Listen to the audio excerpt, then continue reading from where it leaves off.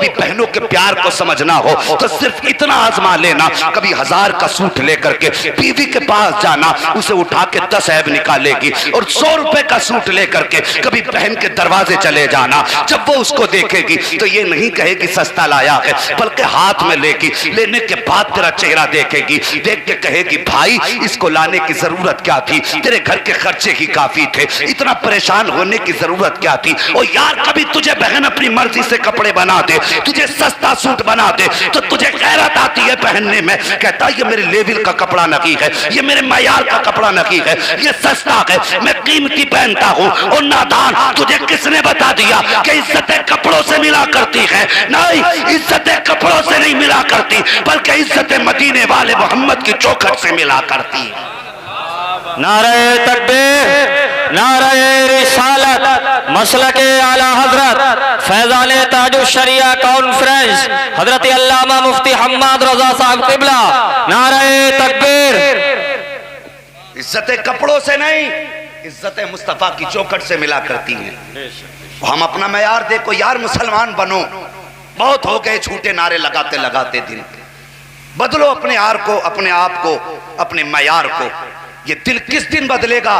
क्या ये इतना काला हो गया कि किसी मौलवी की बात दिल पे नहीं उतरती? हमने इसको इतना लापरवाह कर दिया कि नबी की जिंदगी असर नहीं करती। बदलो इस दिल को और इससे कहो सीने में हमारे रहता है, लेकिन कब्जा तुझ पे मदीने वाले का रहा करता है। कह दो दिलों से अपने कि हमारे सीने में गए, लेकिन हुक्म मदीने वाले का चलेगा। अगर गरीब बहन कपड़े बना दे तो भाई कहता लो इसे किसी गरीब को दे देना, मेरे मयार का नहीं है। और जालिम ऐसा न कर, बहन का दिल टूट जाएगा। माना कि सस्ता है, तेरे मयार से नीचा है, एक दिन सिलवा ले उसको और पहन कर एक दिन बहन की चौखट पे चला जा।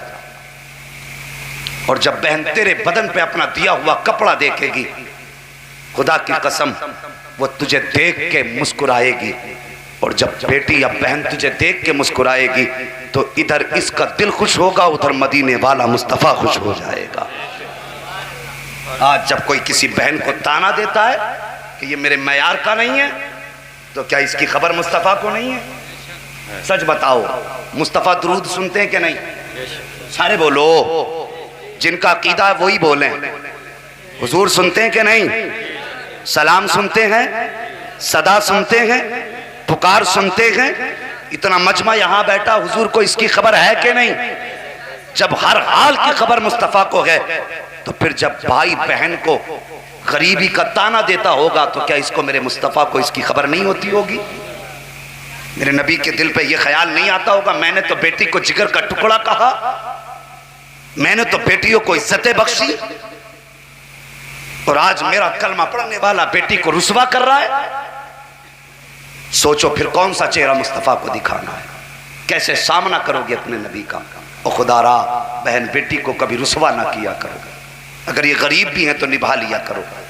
जरा से नए नए अमीर लोग बन रहे हैं आजकल, 2 नंबर की कमाइयों में कोठियां खड़ी हो जाती हैं।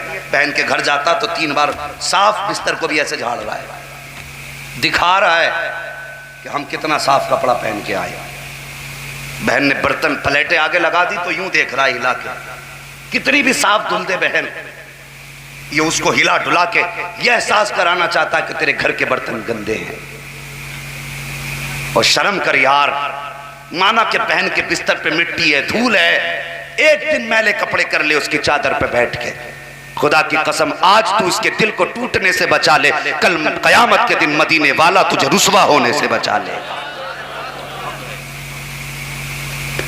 बदलो अपने तरीके, बदलो। मैं यार बकरीद गुजरी है, फोन आया हजरत कि हजरत दुआ कर दो, 4 साल से कोई बुलाने नहीं आया है।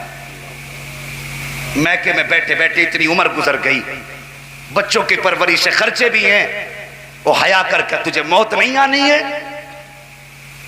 क्या तुझे किसी ने बेटी इसलिए दी थी कि निकाह के बाद उसे खून के आंसू रुलाए?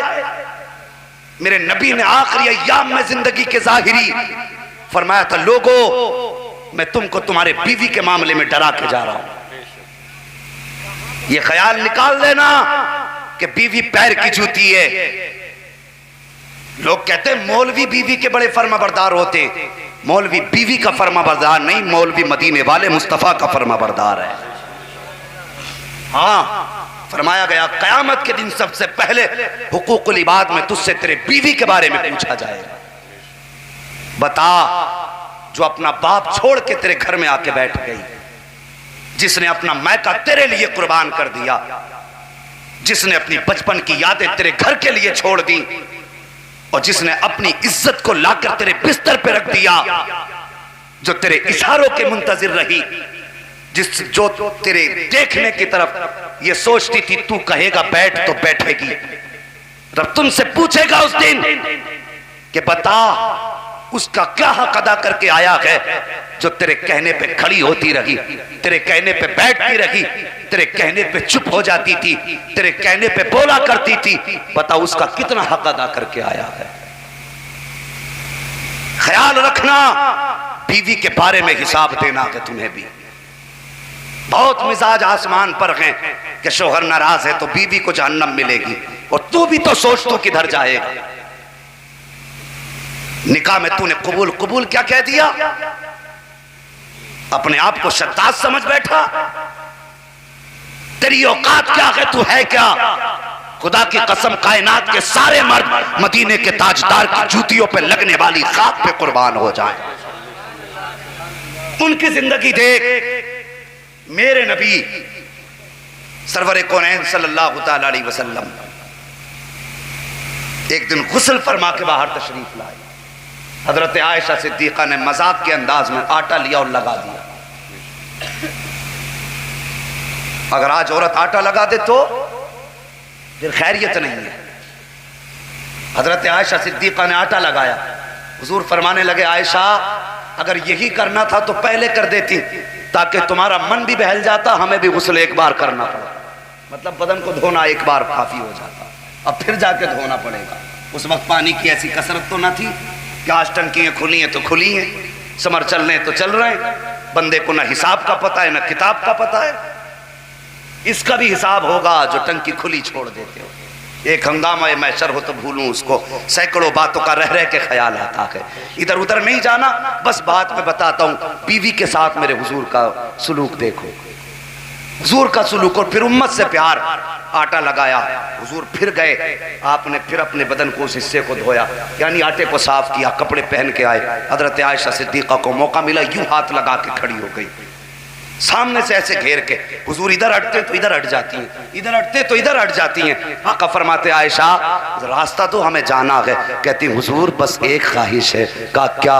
का बस मैं आज आपसे कुछ मांगना चाहती हूँ। मेरे नबी फरमाते हैं, आयशा मांगो, क्या मांगना चाहती हो? का हुजूर मेरी ख्वाहिश ये है कि आज आप अपनी आयशा के लिए दुआए मगफिरत फरमा दें। सोचो तो सही कौन है? अबू बकर सिद्दीक की बेटी हैं, उम्मुल मोमिनीन है, नबी की प्यारी चहीती ज़ौजा है। लेकिन फिक्र देखिए, कहती हुजूर दुआ कर दें ताकि अल्लाह मुझे जन्नत दे दे। मुस्तफा ने इतना सुना, हजरत आयशा के दोनों बाजू पकड़े, जमीन पे बैठाया, खुद भी बैठे। कहते आयशा आमीन कहना तुम्हारा काम है, दुआ करना मोहम्मद का काम है। मुस्तफा ने हाथ उठाए और कहते या अल्लाह मेरी आयशा को जहन्नम से आजादी अता फरमा दे, जन्नत का परवाना अता फरमा दे। इतना सुनना था। हजरत आयशा जमीन पे करवटें बदलने लगी। जब करवटें बदली, मुस्तफा फरमाते हैं, आयशा क्या कर रही हो? कहती मुकद्दर पे नाज कर रही हूँ, मेरे लिए आपने मग़फ़िरत की दुआ कर दी है। आका फरमाते हैं, आयशा तुम्हारे लिए एक मर्तबा दुआ की है,